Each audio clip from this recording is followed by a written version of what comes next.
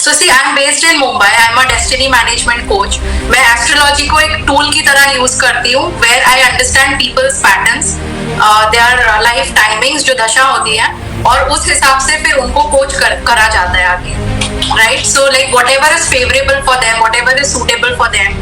Suppose chart में कुछ promised है और जातक कुछ और करने की कोशिश कर रहा है और उसको रिजल्ट्स नहीं मिल रहे, तो हम वो चार्ट में देखते हैं, वो सारे प्रॉब्लम्स को आइडेंटिफाई करते हैं, फिर उसको पिवट करते हैं, डिविएट करते हैं, like we navigate their lives into the path where you know they should be on. Rahu एक बहुत ही मिसअंडरस्टूड प्लैनेट है। अब पहले जो ट्रेडिशनल एस्ट्रोलॉजी, अगर आप पुराने जमाने में देखें तो राहु को बैड कहा गया है, लेकिन आज के जमाने में अगर राहु ना हो तो आपको फेम नहीं मिलेगा, यू नो आपकी वेल्थ जनरेशन कैपेसिटी कम हो जाएगी, जो राहु करवाता है। So Rahu is a very important planet, उसको विलन के तौर से नहीं देखना चाहिए। Rahu is actually the hero, right? And there are so many other planets, Mangal हो गया, केतु हो गया, शनि हो गया, ये भी अगर रॉन्ग प्लेसमेंट्स पे बैठे हैं तो केतु सडन चेंजेस लाता है, केतु डिटैचमेंट लाता है, केतु सडन सर्जरीज का कारक है, सडन एक्सीडेंट्स का कारक है, राइट? सो आप जितना मटेरियल डिजायर्स के पीछे भागेंगे, केतु उतना ही आपको उससे दूर करेगा।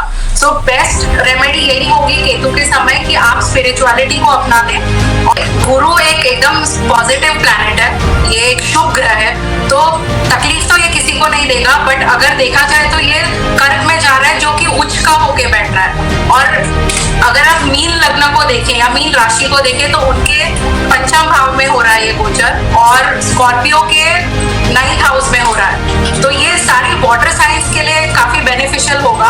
और ओके, सो सी, अभी जैसे कोई बिजनेसमैन है, अगर वो सक्सेसफुल बिजनेसमैन भी है तो everything is uncertain in life, right? तो उस एस्ट्रोलॉजी उन्हें ये बताता है कि उनके कौन से प्लैनेट्स पॉजिटिव हैं, उनकी कौन सी दशा पॉजिटिव है, प्लस उन्हें किस वक्त में कोई हाई रिस्क टेकिंग डिसीजन लेना है, कब उन्हें इन्वेस्टमेंट करना है, कब कोई नया प्रोडक्ट लॉन्च करना है, तो ये एस्ट्रोलॉजी काफी हेल्प करती है उस डोमेन में। नमस्कार, मैं विष्णु अग्रवाल आप सभी का स्वागत करता हूं। आप देख रहे हैं daily India times digital news channel. इंसान जब मुश्किल में होता है, संकट में होता है या किसी बड़ी हेल्थ इश्यूज का शिकार हो जाता है तो उनको तलाश रहती है बेस्ट एस्ट्रोलॉजर की, जो उनकी प्रॉब्लम का सॉल्यूशन करने में उनको गाइडेंस कर सकें, उनको रास्ता दिखा सकें। आज हम आपकी मुलाकात कराने जा रहे हैं मुंबई की जानी मानी एस्ट्रोलॉजिस्ट दीपिका टंडन से। उनसे जानेंगे हम एस्ट्रोलॉजी के खास रहस्यों के बारे में, साथ में बात करेंगे कुछ खास प्रॉब्लम के समाधान के लिए स्पेसिफिक रेमेडीज के बारे में। नमस्कार मैम, आपका स्वागत है। नमस्कार Vishnu ji, hello to everybody. Hi ma'am. Ma'am, सबसे पहले आप अपने एक्सपीरियंस और स्पेशलाइजेशन के बारे में बताइए ma'am. Okay, so see, I am based in Mumbai, I am a destiny management coach. मैं एस्ट्रोलॉजी को एक टूल की तरह यूज करती हूँ, where I understand people's patterns, their life timings जो दशा होती है, और उस हिसाब से फिर उनको कोच करा जाता है आगे, right? So like whatever is favourable for them, whatever is suitable for them. Suppose chart में कुछ प्रॉमिस्ड है और जातक कुछ और करने की कोशिश कर रहा है और उसको रिजल्ट्स नहीं मिल रहे, तो हम वो चार्ट में देखते हैं, वो सारे प्रॉब्लम्स को आइडेंटिफाई करते हैं, फिर उसको पिवट करते हैं, डिविएट करते हैं, like we navigate their lives into the path where you know they should be on. Okay, so that is the concept. या एस्ट्रोलॉजी हमारे जीवन को किस तरह प्रभावित करता है और उसका हमारे जीवन में कितना इम्पोर्टेंस है मैम? राइट, सो सी, जैसा कि मैंने आपको बोला, एस्ट्रोलॉजी जो होता है वो अपना स्काई का स्क्रीनशॉट होता है, तो जब आप बॉर्न हो जाते हैं वो आपके लिए परमानेंटली फिक्स हो जाता है, वो भाव आपके लिए फिक्स हो जाते हैं, लग्न आपके लिए फिक्स हो जाता है, चंद्र राशि फिक्स हो जाती है, सारे प्लैनेट्स फिक्स हो जाते हैं। तो अभी हमें ये देखना है कि जो हमारी स्ट्रेंथ्स है चार्ट में, राइट? सो वो एस्ट्रोलॉजी हमें गाइड करता है कि आपको आपके स्ट्रेंथ्स पे खेलना है, और जो चैलेंजेस है उसको बैकएंड में आपको इम्प्रोवाइज करना है उस पे, राइट? और फिर जो टाइमिंग्स होते हैं, जो दशा होते हैं, जैसे अगर आपका टाइमिंग सही नहीं है, जैसे सपोज केतु दशा चल रही है, तो केतु कहता है कि आप मटेरियल डिजायर से दूर रहें, राइट? और जैसे ही शुक्र दशा आती है तो हम कहते हैं कि यू नो फ्रंट फुट पे खेलें। सो एस्ट्रोलॉजी ऐसे हेल्प करता है। ओके मैम, क्योंकि आपका केपी एस्ट्रोलॉजी में स्पेशलाइजेशन है, तो मैं आपसे जानना चाहता हूं कि जो केपी एस्ट्रोलॉजी है और अदर जो पाराशरी एस्ट्रोलॉजी है, दोनों में बड़ा स्पेसिफिक अंतर क्या है? ओके, सो सी पारंपरिक एस्ट्रोलॉजी जो होती है वो it's very traditional and classical, holistic होती है। उसमें हम भाव देखते हैं, प्लैनेट्स देखते हैं, उनकी मूवमेंट्स देखते हैं, एस्पेक्ट्स देखते हैं, योग्स देखते हैं। लेकिन केपी एस्ट्रोलॉजी में हम एक स्टेप आगे जाते हैं। अब जैसे कोई प्लैनेट है, वो किसी घर में बैठा है, ठीक है, वो किस नक्षत्र में है। अब एक घर में 2.25 नक्षत्र होते हैं, नक्षत्र को भी फर्दर डिवाइड किया जाता है सब लॉर्ड्स में। सो जैसे 360 डिग्री का जो पूरा जोडिया जो हॉरोस्कोप होता है, उसमें हर राशि में अराउंड 21 सब लॉर्ड्स होते हैं, राइट, और हर नक्षत्र को 9 सब लॉर्ड्स रूल करते हैं। तो जो ग्रह बैठा है, जिस नक्षत्र में बैठा है, उसके आगे भी जाके हम एंड रिजल्ट देख सकते हैं सब लॉर्ड को जोड़ के। सो केपी एकदम डिटेल्ड और प्रिसाइज प्रेडिक्शंस देती हैं, तो इसमें हम रॉन्ग नहीं जा सकते। ओके मैम, क्योंकि आप मुंबई शहर से आते हैं, मुंबई भारत का एक ब्रांडेड शहर है, मैं जानना चाहता हूं कि आपके पास में जो लोकल क्लाइंट आते हैं, वो मैक्सिमम क्लाइंट किस तरह की प्रॉब्लम के साथ आते हैं मैम? ओके, सो सी मेजर प्रॉब्लम्स जो आती हैं वो रिलेशनशिप्स में आती हैं और करियर्स में आती हैं mainly, because as you know like we are into tier 1 city और ये काफी कॉम्पिटिटिव है, तो हर किसी को करियर में आगे बढ़ना है, हर किसी को हर कोई प्रॉब्लम्स फेस कर रहा है। तो मेनली करियर्स के लिए, और दूसरा अपने करियर पे जो ज्यादा फोकस हो रहा है, उस वजह से रिलेशनशिप को टाइम नहीं दे पा रहे हैं, तो कैसे रिलेशनशिप डिस्ट्रॉय होके डिवोर्स की तरफ जा रहे हैं। तो इस टाइप के क्लाइंट ज्यादा आते हैं। मैम, एक खास सवाल है मेरा आपसे, केपी एस्ट्रोलॉजी से जुड़ा सवाल है कि केपी एस्ट्रोलॉजी में नक्षत्र को मेन बेस माना जाता है। ऐसा दावा किया जाता है कि जो नक्षत्र जो प्रोसेस है वो मेन आधार है, प्लस सब लॉर्ड्स को भी मेन पॉइंट माना जाता है। मैं चाहता हूं कि मैम आप हमारे दर्शकों को कुछ जो रहस्य है, जो सीक्रेसी है, उसको आप साफ करें और पूरा डिटेल में बताएं कि केपी एस्ट्रोलॉजी का मेन आधार क्या है और किस तरह वर्क करता है। ओके, सो सी मैं आपको एग्जांपल के तौर पे बताती हूँ। अब सपोज करिए शुक्र है, ठीक है, शुक्र अगर स्कॉर्पियो राशि में बैठा है, अनुराधा के नक्षत्र में, सो अनुराधा को कौन रूल करता है? Saturn is the lord. So अब शुक्र जो है वो आपका प्लैनेट है, वो आपके फ्लेवर बताता है, वो किस नक्षत्र से जुड़ा है, जो कि शनि है, वो आपके रिजल्ट्स बताता है। और जो सबलॉर्ड है, लाइक वो जो अनुराधा नक्षत्र जिस सबलॉर्ड में है, वो आपके फाइनल रिजल्ट बताता है, मतलब एकदम सटीक तरीके से अलोंग विद द टाइमिंग्स कि इस दिन में आपके साथ क्या हो सकता है, तो एकदम डेप्थ में जाके बताता है। So which is like your planet is your flavour, nakshatra and sublord is your result. Okay ma'am, social media की जब बात करते हैं तो हम देखते हैं कि सोशल मीडिया ने जो एस्ट्रोलॉजी का जो प्रोस्पेक्टस है, जो प्रोसेस है, उसको एक इंस्टेंट सॉल्यूशन में, इंस्टेंट प्रोसेस में बदल दिया है। मैं आपसे जानना चाहता हूं कि क्या कोई ऐसा प्रोसेस है एस्ट्रोलॉजी का जिसके जरिए इंस्टेंट लाइफ में बड़े बदलाव हम लेके आ सकते हैं? ओके, सो सी सोशल मीडिया के आने से एक चीज अच्छी हो गई है कि लोगों को सतर्कता आ गई है, right, people have started believing in astrology. पहले इसको सुपरस्टिशन के तौर पे देखा जाता था, फियर बेस्ड प्रेडिक्शंस होते थे, लेकिन आज हर एक इंडिविजुअल अवेयर है कि इसको डर से नहीं देखना है, we have to focus on the strengths और कैसे आगे बढ़ सकते हैं लाइफ में, हम उसको वैसे यूज करेंगे। पर इसका एक ड्रॉबैक है, जैसे मतलब ये कोई मैजिक वॉन्ड नहीं है कि कोई एक रील देख लिया या एक रेमेडी देख ली और इंस्टेंट सोल्यूशन हो गए। तो वो भ्रम जो है वो बहुत सोशल मीडिया ने पैदा किया, और सोशल मीडिया वैसे भी राहु इन्फ्लुएंस करता है, राइट, राहु इज द कारक ऑफ सोशल मीडिया। तो ये इल्यूजन्स क्रिएट करता है और लोगों को इंस्टेंट रिजल्ट चाहिए, लाइक आज कुछ बता दिया और कल रिजल्ट चाहिए, तो ये गलत हो रहा है। सो इसके प्रोज भी हैं, कॉन्स भी हैं, लेकिन ड्रॉबैक ज्यादा है और ये प्रॉब्लम है।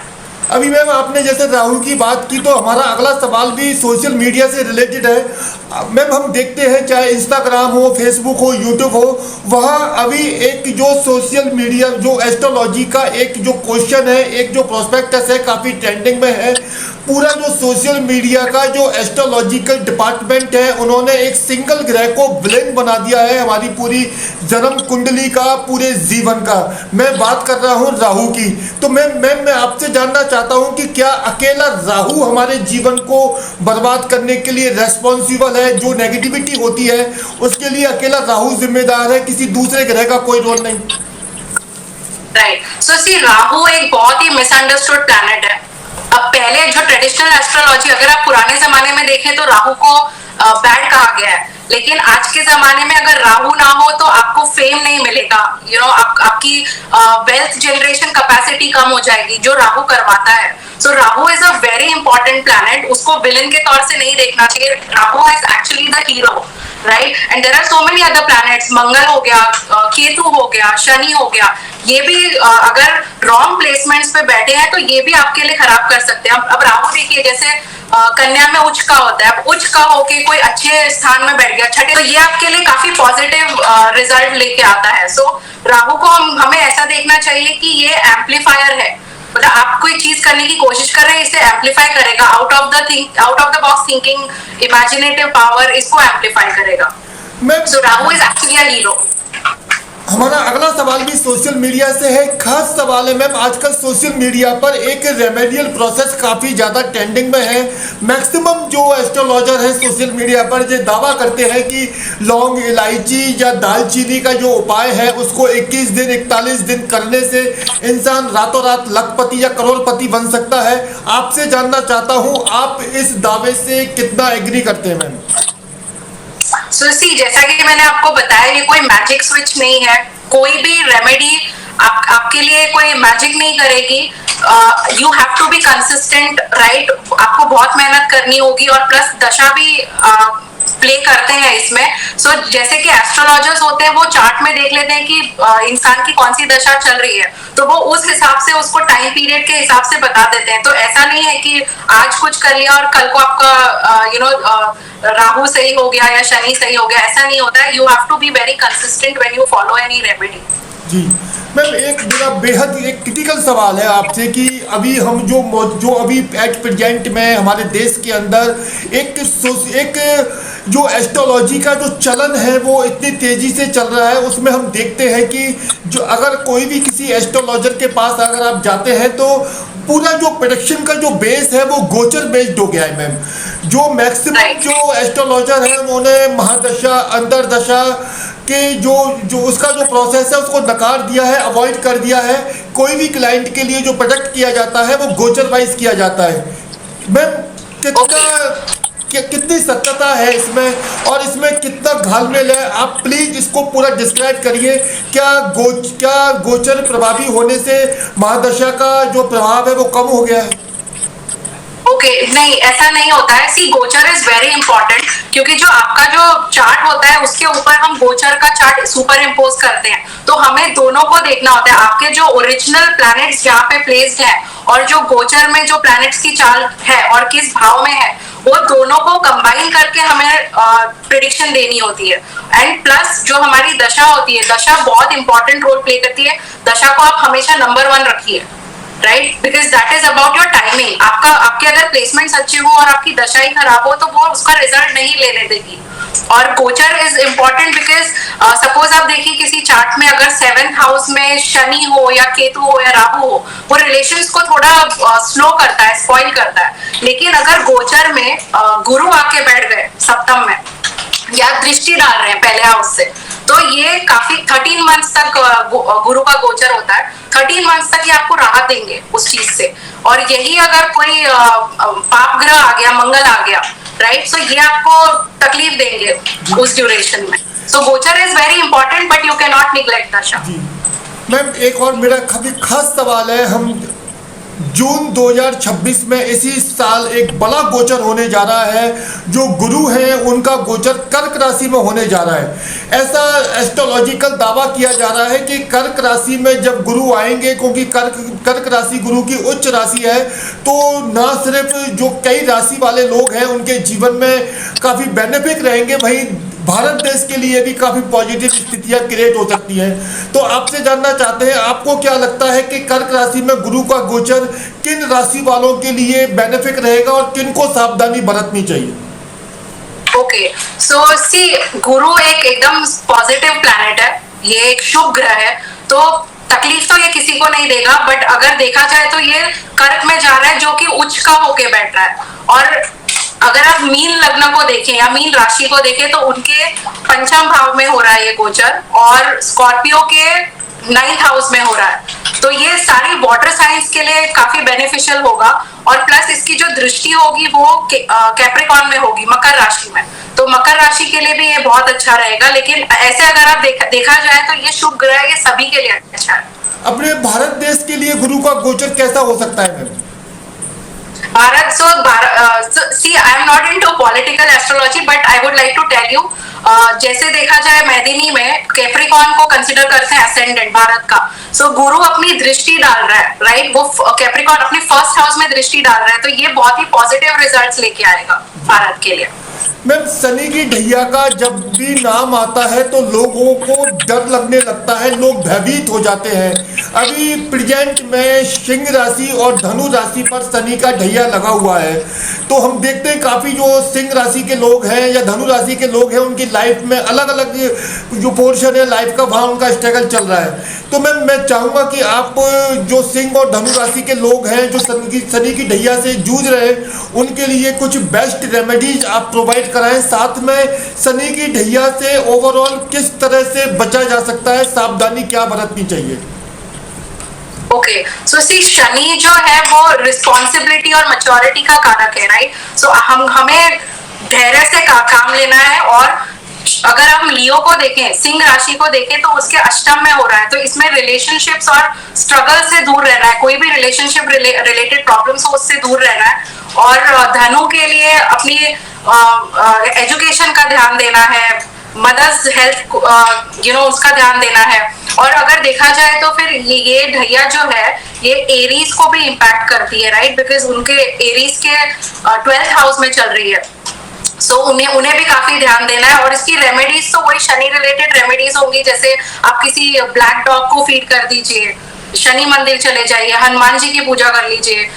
फिर और एक होता है, एक छाया दान बोलते हैं उसे, तो मस्टर्ड ऑयल में आप अपनी छाया को अर्पित कीजिए और वो चढ़ा दीजिए शनि मंदिर में। जी मैम, कुंडली का 2nd हाउस जो कि एक तरह से हमारा बैंक, एक तरह से पर्सनल बैंक माना जाता है, धन का मनी हाउस माना जाता है।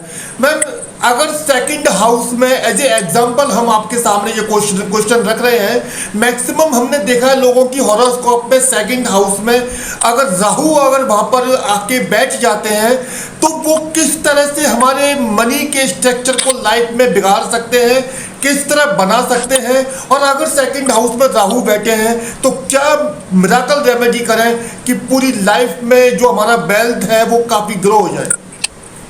ओके, सो सी, राहु को अगर देखा जाए तो ये सडन डाउनफॉल डेफिनेटली लाता है, ये वेल्थ में भी ब्लॉकेज लाता है। लेकिन इसके उपाय भी हैं, जैसे आप बार्ली ले लीजिए, बार्ली को मिल्क में ओवरनाइट सोक करके उसको दिन में सुखाएं और लाल कपड़े में बांध के रख लें अपने साथ, ये काफी बेनिफिशियल होता है।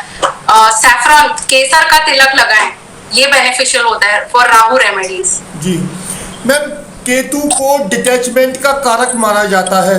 केतु को लेकर अभी एस्ट्रोलॉजिकल, चाहे केपी एस्ट्रोलॉजी हो, वैदिक एस्ट्रोलॉजी हो, टैरोट रीडिंग हो या न्यूमरोलॉजी हो, मैम कोई भी एस्ट्रोलॉजी का प्रोस्पेक्टस हो, सभी में केतु को आज की डेट में सबसे ज़्यादा इम्पोर्टेंसी दी जाने लगी है, क्योंकि डिटैचमेंट का कारक है, सरल लाइफ में बड़े बदलाव लेके आता है। लेकिन इसके बावजूद भी कई रहस्य हैं जो अभी छुपे हुए हैं।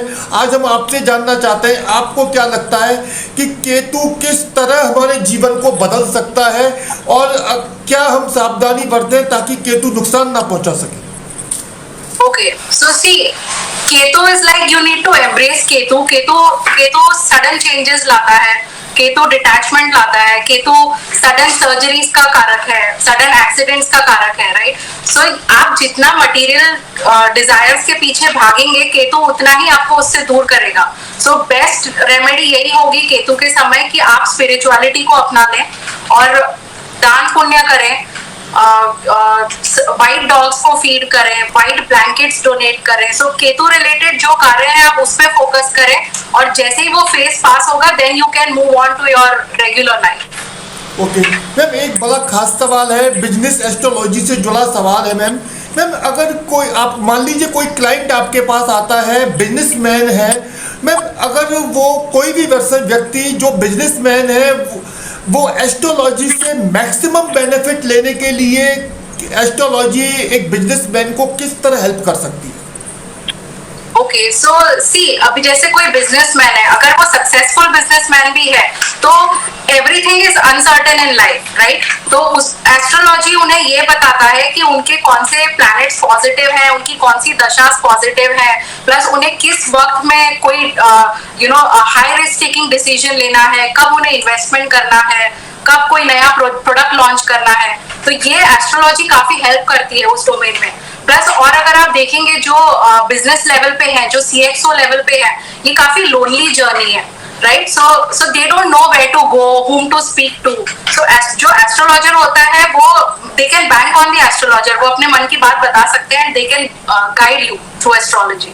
मैम अभी हम देखते हैं जो एट प्रेजेंट में जो हमारे सोशल लेवल पर जो पोजीशन क्रिएट हो रखी है, उसमें हम देखते हैं कि आफ्टर एजुकेशन MBA करने के बावजूद, चाहे वो दिल्ली, मुंबई, जयपुर, कलकत्ता, किसी भी बड़े यूनिवर्सिटी से स्टूडेंट्स हैं वो MBA करते हैं या अदर एजुकेशन करते हैं, बड़ी बड़ी प्रोफेशनल डिग्री हासिल करते हैं, उसके बावजूद वो मैम प्रोफेशनल लाइफ उनकी काफ़ी स्ट्रगल में रहती है। तो ऐसे स्टूडेंट्स के लिए, ऐसे लोगों के लिए जो लाइफ में प्रोफेशन वाइज काफ़ी स्ट्रगल कर रहे हैं, उनको एस्ट्रोलॉजी किस तरह हेल्प कर सकता है? क्या बेस्ट रेमेडी आप उनको दे सकते हो? ओके, सो सी, दो डोमेन्स होते हैं। एक होता है एजुकेशन। सो अगर जातक का 4th हाउस और 9th हाउस स्ट्रांग हो तो वो डेफिनेटली एजुकेशन में सपोर्ट करता है, हायर एजुकेशन में सपोर्ट करता है। लेकिन हमें करियर और बिजनेस को बाकी हाउसेस से भी जोड़ के देखना होता है। तो हमें पहले देखना होगा कि उनका 10th हाउस कितना स्ट्रांग है। अगर वो बिजनेस करना चाह रहे हैं तो उनका 7th हाउस देखा जाएगा, बिकॉज क्लाइंट्स वहां से मिलेंगे। 3rd हाउस इज इंपॉर्टेंट कि उनमें पराक्रम करने की कितनी क्षमता है। 2nd house for wealth, whether they can generate wealth। 11th house लाभ स्थान, आपके पास सब कुछ है लेकिन आपका 11th हाउस एक्टिवेटेड नहीं है तो आप प्रॉफिट्स बचा नहीं पाएंगे। तो ये सारा कुछ उन्हें देखना होगा और उस हिसाब से हमें रेमेडी देनी होगी। मैम 10th हाउस हमारे जीवन का कर्म स्थान होता है, एक तरह से हम कह सकते हैं कि हमारा प्रोफेशनल स्टेशन होता है। मान लीजिए मैम एज ए एग्जाम्पल, अगर किसी के 10th हाउस में चंद्र शनि का कंजक्शन हो, जिसे पाराशर या वैदिक एस्ट्रोलॉजी में विषयोग का नाम दिया गया है, क्योंकि आप KP एस्ट्रोलॉजर हैं और KP में आपका स्पेशलाइजेशन है, तो हम जानना चाहेंगे मैम कि 10th हाउस में शनि चंद्र का कंजक्शन प्रोफेशनली लाइफ को कितना प्रभावित कर सकता है नेगेटिव में, और मैम इसका बेस्ट रेमेडी क्या करें? क्योंकि इससे मैक्सिमम लोग परेशान रहते हैं, काफ़ी लोगों की हॉरोस्कोप में होता है, तो इससे बचाव कैसे कर सकते हैं? ओके, सो सी, चंद्र जो है वो हमारे मन का कारक है और शनि जो है वो काफी डिलेज लाता है, काफी काम करवाता है और जितनी आप मेहनत करो उससे कम रिजल्ट देता है। तो ऐसे में क्या होता है, जो मून होता है, जो माइंड होता है, वो थोड़ा सा अनस्टेबल हो जाता है, फिर सैडनेस हो जाती है, लोनलीनेस हो जाती है। तो ऐसे में जातक को थोड़ा डिजिटल ब्रेक लेना चाहिए। उन्हें ये नहीं सोचना चाहिए कि कौन क्या कर रहा है, कौन कितनी प्रोग्रेस कर रहा है। उन्हें इंट्रोस्पेक्ट करना चाहिए, अपने सेल्फ अवेयरनेस होनी चाहिए। So they should be focused on meditation, they can do Shiv puja on Monday, that will be very beneficial for them. और बिल्कुल भी सैडनेस या नेगेटिविटी की तरफ नहीं जाना है। जो भी नेगेटिव न्यूज चल रही है उनको अवॉइड करना है। सो ये नेचुरली आपको सैडनेस दिलाता है, लेकिन यू शुड बी अवेयर कि ऐसा कॉम्बिनेशन है, शनि देता भी है, राइट? आज वो सैडनेस दे रहा है लेकिन कल को वो रिजल्ट्स भी देगा। So you should be patient. जी मैम, अभी मेरा 10th हाउस से ही जुड़ा सवाल है, चंद्र शनि कंजक्शन से जुड़ा सवाल है मैम। एक अदर क्वेश्चन और बनता है हमारा यहाँ पर कि ऐसा देखा जाता है कि 10th हाउस में जो चंद्र शनि का कंजक्शन है वो माँ और बेटे के रिश्ते को भी प्रभावित करता है। हमने कई उदाहरण देखे हैं कि जो मदर और जो उनके सन है उनकी रिलेशनशिप काफ़ी कॉम्प्लिकेटेड होती है, काफ़ी डिस्प्यूट होते हैं। ये कितना सत्य है मैम? ये है सच है, because Shani is also the कारक ऑफ हेल्थ एंड डिजीजेस। और ऐसे केस में मैंने भी कई चार्ट देखे हैं जिसमें चंद्र शनि की युति हो या एस्पेक्ट हो, तो ये मदर को काफी बीमार रखते हैं। तो ये सत्य है, डेफिनेटली सत्य है। ओके मैम, मंगल केतु का अगर 8th हाउस में कंजक्शन है, काफी डेंजर माना जाता है। वैदिक एस्ट्रोलॉजी में ऐसा दावा किया जाता है कि अगर 8th हाउस में मंगल केतु का कंजक्शन है तो लाइफ में सीवियर हेल्थ इश्यूज क्रिएट हो सकते हैं, काफी फैमिली डिस्प्यूट सामने आ सकते हैं। मैम, आपको क्या लगता है, क्योंकि केपी एस्ट्रोलॉजी एक मॉडर्न कॉन्सेप्ट है, वहाँ हमने जाना है कि कई चीज़ों के काफ़ी बेस्ट समाधान निकल कर आते हैं, क्योंकि अदर तरीके से डिस्क्राइब किया जाता है। तो आपको क्या लगता है कि 8th हाउस में मंगल केतु का जो कंजक्शन है, ये इसके क्या बेनिफिट है और ये कितने बड़े नुकसान कर सकते हैं? ओके, सो सी, मंगल केतु जो है इसको पराक्रम योग भी कहा जाता है, अंगारक योग भी कहा जाता है। ये काफी ये विस्फोटक योग है, और ये अगर किसी वॉरियर के चार्ट, कोई योद्धा के चार्ट में है तो ये काफी बेनिफिशियल होगा, बिकॉज मंगल जो है वो अग्रेशन लाता है और केतु जो है वो काटता है, right. So it gives you fighting abilities. But अगर हम रेगुलर लाइफ में देखेंगे तो ये काफी स्ट्रगल्स देता है। ये सर्जरीज करवाता है, सडन सर्जरीज करवा देता है, सडन एक्सीडेंट्स करवा देता है, और प्लस वो 8th हाउस में, right. So in case there is any injury और एनी प्रॉब्लम, सो ये एक्सेसिव ब्लीडिंग भी दे सकता है। सो इन दैट डोमेन, अगर आपका चार्ट एक्सीडेंट प्रोन है, if it is given in your chart की मंगल और केतु का कॉम्बिनेशन है, तो ऐसे लोगों को एडवेंचरस नहीं बनना चाहिए, ऐसे लोगों को काफी ध्यान देना चाहिए। ओके मैम, मंगल केतु की तरह ही हमारा अगला सवाल मंगल राहु से जुड़ा है। मैम, मंगल राहु को भी एक विस्फोटक अंगारक योग माना जाता है।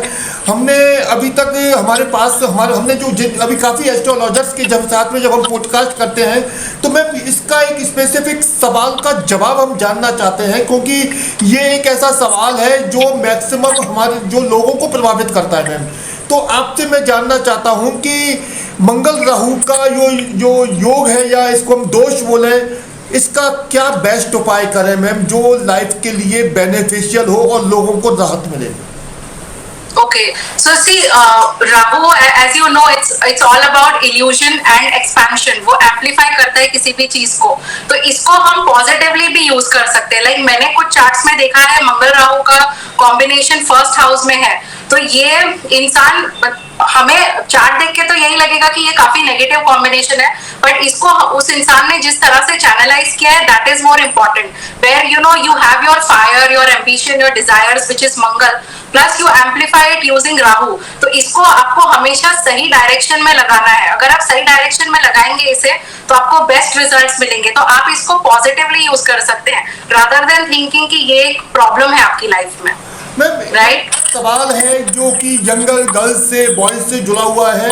जब काफ़ी एज होने के बाद में जब किसी भी गर्ल्स की या बॉयज़ की मैरिज में इशू आता है, मैरिज ना होने की बात आती है, एस्ट्रोलॉजर के पास जाते हैं, तो मैक्सिमम एस्ट्रोलॉजर उनको ये इंडिकेट करते हैं कि आपकी हॉरोस्कोप में गुरु राहु का चांडाल योग है, जिसके कारण आपकी या तो मैरिज हो नहीं पा रही, और अगर मैरिज है तो मैरिज में काफ़ी स्ट्रगल करना पड़ रहा है। तो मैं आपसे जानना चाहते हैं कि जो गुरु राहु का चांडाल योग है, ये हमारी मैरिज लाइफ को किस तरह बिगाड़ता है? क्योंकि अक्सर हमने देखा है मैम, इससे मैरिज लाइफ बिगड़ती है। तो और क्या मिराकल रेमेडी करें जिससे कि जो लाइफ है, मैरिज लाइफ है, वो मैम कंटिन्यूटी में चलती रहे? Okay, so see, Rahu is out of the box thinking and Guru is traditional. So ये काफी like contradictory combination है। Guru, they are poles apart, right? So ये combination में it's like बनते काम बिगड़ जाते हैं। ओके, एंड गुरु राहु को अगर साथ में देखा जाए तो ये स्ट्रगल्स देता है, बिकॉज आपकी सोच कुछ होती है, राइट। मतलब आप गुरु की तरफ चलें तो आप कुछ एथिकल करना चाहते हैं, और अगर राहु बीच में आ जाए तो आप अनएथिकली चीजें फॉलो करने लगते हैं। तो ये मेंटली एक कॉन्फ्लिक्ट पैदा करता है कि whether you know what to follow. और काफी ये एलियन कॉन्सेप्ट है, ये काफी फॉरेन एलिमेंट से जुड़ा हुआ है। जैसे कि रिबेल होते हैं ये लोग, इनके थॉट प्रोसेस अलग होते हैं, फिर ये मिसअंडरस्टूड भी होते हैं, इनका कैरेक्टर असैसिनेशन भी हो सकता है। अगर ये कॉम्बिनेशन हो तो नाम खराब करने की पॉसिबिलिटीज होती हैं। ओके, मैम नक्षत्र को कुंडली का एक तरह से हीरो माना जाता है मैम, या तो लगन लॉर्ड से भी ऊपर नक्षत्र को स्थान दिया गया है। तो हम आपसे जानना चाहते हैं मैम कि नक्षत्र, अगर मान लीजिए किसी भी व्यक्ति का कोई भी नक्षत्र है, तो आप इस सीन को हम चाहेंगे कि आप क्लियर करें कि नक्षत्र किस तरह हमारे जीवन पर असर डालता है, और क्या हम ऐसा नक्षत्र देवता को प्रसन्न करने के लिए, उनको हैप्पी करने के लिए क्या करें ताकि हमारे जीवन में हेल्थ और वेल्थ हमारी परफेक्ट रहे। ओके, सो सी नक्षत्र डेफिनेटली इंपॉर्टेंट है, जैसा कि मैंने कहा है कि वो रिजल्ट्स तय करते हैं। तो नक्षत्र के बेसिस पे, अब जैसे 27 नक्षत्र है, हर एक प्लैनेट 3-3 नक्षत्र को रूल करता है। तो उस बेसिस पे अब जैसे आप चंद्र नक्षत्र ले लें तो रोहिणी हो गया, श्रवण हो गया, राइट। सो ये सारे नक्षत्र हैं वो थोड़े सौम्य होते हैं, तो ये फ्लेवर्स भी ऐड करते हैं, और ये काफी इंपॉर्टेंट होते हैं ये बताने में कि आदमी की पर्सनालिटी कैसी होगी, या कौन से करियर या प्रोफेशन में वो जाएगा। फिर अगर कोई रेमेडी करनी है तो वो बताते हैं कि किस देवता को प्रसन्न किया जाए, right. So nakshatra are very important in that matter. Ma'am नक्षत्र का ही अब अगला सवाल है हमारा मैम, अश्लेषा नक्षत्र को सभी नक्षत्रों में हमने देखा है काफी डेंजर माना जाता है, सर्प योनि से जोड़ा जाता है। आपसे जानना चाहते हैं मैम कि अश्लेषा नक्षत्र के जो लोग हैं, ऐसा दावा किया जाता है कि वो लोग पॉइजन बेचने में स्पेशलिस्ट होते हैं, एक तरह से अपनी डायलॉग डिलीवरी से वो सभी को प्रभावित कर सकते हैं। तो आपसे हम जानना चाहते हैं मैम कि जो अश्लेषा नक्षत्र के लोग हैं, अगर उनको लाइफ में प्रॉब्लम फेस करनी पड़ रही है तो क्या वो बेस्ट उपाय करें कि उनकी प्रॉब्लम का सॉल्यूशन हो सके, और क्या बेस्ट उनके लिए बिजनेस रह सकता है मैम? ओके, सो सी ये जो अश्लेषा नक्षत्र है, this is one of the gandmool nakshatra, right. सो इसमें ऐसा कहा गया है कि जो चाइल्ड बर्थ होता है तो विद इन 27 डेज शांति पूजा करानी चाहिए, लेकिन अगर वो नहीं हो पाई, वो रह गई, तो सिल्वर नाग शिवलिंग पे चढ़ाया जा सकता है। ये एक बेस्ट रेमेडी होती है इनके लिए। और अश्लेषा नक्षत्र जो है वो काफी ओवर पोजेसिव नक्षत्र है, ये लोग सीक्रेटिव होते हैं, कम बोलते हैं, तो इसीलिए लोगों को लगता है कि ये रहस्यमय है, तो काफी मिसअंडरस्टैंडिंग्स भी होती है। और मतलब इसमें डरने की कोई बात नहीं है। गंडमूल नक्षत्र डजंट मीन कि you have to be scared all the time. और एक दूसरी चीज ये होती है कि एक संधि होती है, जंक्शन होता है, वेयर अब जैसे अश्लेषा नक्षत्र है, ये ट्रांजिशन करता है मघा नक्षत्र में, तो ये कैंसर टू लियो में जाता है, which is water sign to fiery sign. तो ये जो ट्रांजिशन है ये थोड़ा अनकंफर्टेबल हो जाता है, इसीलिए ऐसा लगता है कि ये this personality is very uncomfortable and unpredictable personality. Okay ma'am, अभी पिछले 3 से 4 साल से हम देखते हैं हमारे देश के अंदर जो हस्बैंड वाइफ का जो रिलेशनशिप है वो काफ़ी डिस्प्यूट वाला हो चुका है। पहले हम देखते थे कि जो ससुराल है वहाँ पर किसी भी मैरिड वुमन को टॉर्चर किया जाता था या मुश्किल परिस्थितियाँ उनके सामने आती थी, लेकिन अभी प्रेजेंट में पोजीशन बिल्कुल बदली हुई है। आजकल हम देखते हैं कि जो हस्बैंड वाइफ के डिस्प्यूट होता है तो इवन वाइफ के द्वारा हस्बैंड के मर्डर की खबरें सामने आती हैं। तो आपसे हम जानना चाहते हैं मैम कि कुंडली का कौन सा हाउसेस डैमेज हो जाता है या नुकसान पहुँचाता है जिससे पति पत्नी का रिश्ता बिगड़ जाता है, और अगर किसी पति हस्बैंड वाइफ का रिलेशन खराब है तो कैसे ठीक कर सकते हैं? ओके, सो सी अब जैसे देखा जाए कि आजकल हर एक इंडिविजुअल इंडिपेंडेंट रहना चाहता है, तो एक वो पर्सनालिटी शिफ्ट तो आ ही चुका है। बट अगर चार्ट एस्ट्रोलॉजी के हिसाब से आप देखें तो ये 7th हाउस का एफ्लिक्टेड होना, 8th हाउस का एफ्लिक्टेड होना, ये काफी प्रॉब्लम्स क्रिएट करता है। मतलब अब देखिए जैसे जो नवग्रह है हम इस पे ज्यादा फोकस करते हैं, पर अगर नेपच्यून हो गया, यूरेनस हो गया, प्लूटो हो गया, ये सारे ग्रह भी अगर सप्तम से जुड़े हो या अष्टम से जुड़े हो तो ये भी काफी प्रॉब्लम्स दे सकते हैं। तो हमें यही देखना है कि कौन से प्लैनेट्स इसको डिस्ट्रॉय कर रहे हैं, और या तो कौन से प्लैनेट्स पूरे चार्ट में अच्छी पोजीशन में बैठे हैं कि जिसको हम ज्यादा यूज कर सके और जिसकी ज्यादा रेमेडी कर सके, तो वो सारी energies we can pull it from there. और अगर रेमेडी देखी जाए तो एक प्रैक्टिकल रेमेडी ये भी है कि अगर चार्ट कोई दशा बता रहा है या कोई प्लैनेटरी पोजीशन की इंडिकेशन दे रहा है जो फेवरेबल नहीं है, so there can be little distance between the partners, right? So they can live in separate houses or separate cities, work in different cities. So ये भी एक रेमेडी होती है till the time is right. Ma'am, क्योंकि आप मुंबई से हैं, मुंबई से जुड़ा मेरा सवाल है मैम, अगर मान लीजिए कोई भी यंगस्टर, चाहे वो गर्ल्स हैं बॉयज़ हैं कोई भी है, वो अगर बॉलीवुड में अपने भाग्य को आजमाना चाहते हैं, एक्टर या एक्ट्रेस बनने की उनकी एक ख्वाहिश है, उनका उनका टारगेट है कि लाइफ में एक नामी गिरामी एक्टर बनना है, तो कुंडली का कौन सा हाउस उनको इस मंजिल तक पहुंचा सकता है मैम? सक्सेस के लिए, बॉलीवुड में सक्सेस के लिए कौन सा रास्ता किस हाउस से होके गुजरता है? ओके, सो सी 10th हाउस तो डेफिनेटली करियर का होता है, वो तो उनका स्ट्रांग होना ही चाहिए।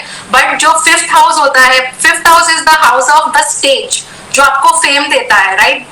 It is about your creativity, your performance. So it is very important for the 5th house to be strong. Plus the 7th house, अब 7th हाउस में जो होता है वो ऑडियंस होती है, तो अगर आप अच्छे परफॉर्मर हैं, आपको ऑडियंस की भी जरूरत होगी, right? So that is also one of the main factors. Plus you have to see the 3rd house.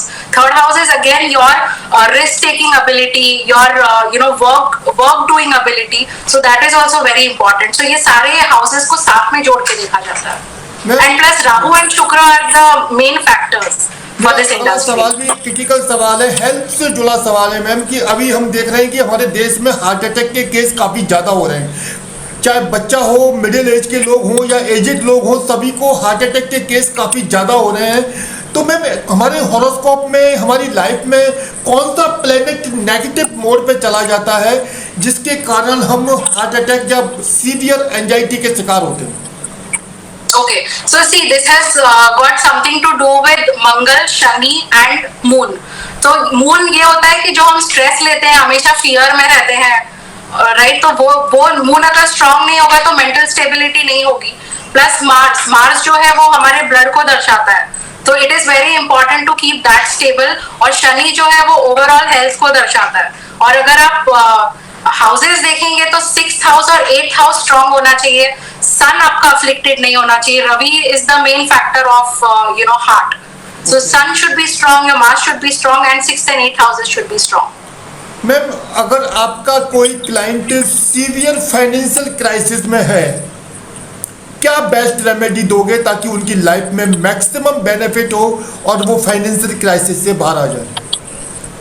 Okay, so C finance से जुड़ा अगर आप सवाल करेंगे तो आई वुड ऑलवेज से कि practically that person has to navigate through life. जैसे debt management हो गई या बजटिंग हो गई, वो काफी स्ट्रांग होनी चाहिए। प्लस इन्वेस्टमेंट्स आपके स्टेबल होने चाहिए। 3 to 6 months की एटलीस्ट आपके पास सेविंग्स होनी चाहिए, so that you can buy that time, एक बफर टाइम होना चाहिए। Then you should find different domains of earning, like you have to open up different channels of earning like freelancing, और best thing is to meet the financial advisor, he will guide you properly. और अगर remedies देखी जाए तो जैसे आपको अपने बुध को स्ट्रॉन्ग करना है, सो बुध को स्ट्रॉन्ग करने के लिए आप बर्ड्स को फीड कर सकते हैं, राहु को स्ट्रॉन्ग करने के लिए मछलियों को खाना खिला सकते हैं। तो ये काफी इंपॉर्टेंट फैक्टर्स है जो देखे जाएंगे, बट एक प्रैक्टिकल अप्रोच के साथ। मैम मेरा अगला सवाल रियल एस्टेट इंडस्ट्री से जुड़ा हुआ है, उसका एक एग्जांपल मैं आपके सामने रखना चाहता हूँ। जैसे कि मैम अभिषेक बच्चन है, वो बॉलीवुड में एज ए एक्टर वो ज़्यादा नाम नहीं कमा पाए, एक तरह से फ्लॉप स्टार का उनको दर्जा दिया जा चुका है। लेकिन मैम अभी जो न्यूज़ है हमारे पास में, जो खबरों में है, मीडिया में है ये न्यूज़ कि अभिषेक बच्चन सीक्रेटली मैम मुंबई में रियल एस्टेट में एक ब्रांड बनने जा रहे हैं, काफ़ी बड़ी सक्सेस उनको मिली है। तो मैम सडन एक एक्टर रियल एस्टेट में बड़ी सफलता प्राप्त होती है, लेकिन वो एक्टर नहीं, सफलता नहीं मिलती। तो ऐसे ही लाइफ में रियल एस्टेट में बड़ी सक्सेस के लिए as a builder, as a broker, कौन सा हाउस रेस्पॉन्सिबल है और क्या हम कर सकते हैं मैम? और क्या सडन हम एक स्टार सडन अपनी लाइफ का पैटर्न चेंज करके रियल एस्टेट में सक्सेस मिल रही है मैम? ओके, सो सी देखिए, एक तो मंगल फैक्टर है रियल एस्टेट का और शनि फैक्टर है, तो इनकी डेफिनेटली या तो दशा में ये एक्टिवेट हुआ है या कोई नक्षत्र में ये एक्टिवेट हुआ है इस वक्त के लिए। और इसके लिए 4th हाउस, 9th हाउस और 12th हाउस देखा जाएगा, ये काफी स्ट्रांग होना चाहिए। जो 12th हाउस है वो आपके एक्सपेंसेस है, like you buy the property, you sell the property, 12th house ये कराता है। 9th हाउस इज योर भाग्य again, right? So if that favors you, the other things will happen, and 4th house is your main house where you see property. Ma'am आपको क्योंकि astrologer है तो आपकी personal life से जुड़ा सवाल है। आप अपने आप को स्पिरिचुअली अपग्रेड रखने के लिए या अपडेट रखने के लिए क्या प्रोसेस करते हो मैम? ओके, सो स्पिरिचुअली अपग्रेड करने के लिए ऐसा कोई खास प्रोसेस नहीं है, but I am a strong Krishna follower, so I'm very devoted towards ISKCON temple, so I focus on that, and plus I don't believe in any religious beliefs, I believe in spirituality. आपने कहा कि आप Krishna follower हैं, तो मैं please आपसे जानना चाहूंगा कि जो श्री कृष्ण भगवान हैं उनको हमारे जीवन का आधार माना जाता है, आत्मा का सूत्र माना जाता है, तो आपसे मैं जानना चाहूंगा कि आप श्री कृष्ण भगवान को किस तरह डिस्क्राइब करोगे? Okay, so he has the solution for everything, right? So Krishna बोलते हैं कि आप कोई भी सिचुएशन में हो, there is if anything is locked for you, there is always a key, so you have to search for that key. Never give up hopes, always look for your answers and the solutions. This is what I follow. जी, मेरा आपसे एक last सवाल है। मैं चाहूंगा कि आप हमारे दर्शकों के लिए 5 खास टिप्स दें ताकि उनकी लाइफ हेल्दी वेल्दी बनी रहे ma'am. Okay, so see, very important is discipline in life, right? Discipline can beat your luck. Like अगर आप disciplined है तो आप कुछ भी कर सकते हैं लाइफ में. Then timing is important. If something is not working out for you, you should wait back. Hold on and then hit when your timing is right. Then consistency is very important, because if you are not consistent in life, then anything can break. You may lose interest in between. So to stay interested and to get better results, you got to be consistent. And don't fear astrology. Believe in managing your destiny, like how I always say. So there is a solution for everything. Never lose hopes. Never give up. Just stay there and wait for your right moment. तो आपने सुना मुंबई की जानी मानी KP astrologist Deepika Tandon को। उन्होंने हमारे सभी सवालों के काफ़ी बेबाक तरीके से सेंसिबल एटीट्यूड के साथ जवाब दिए।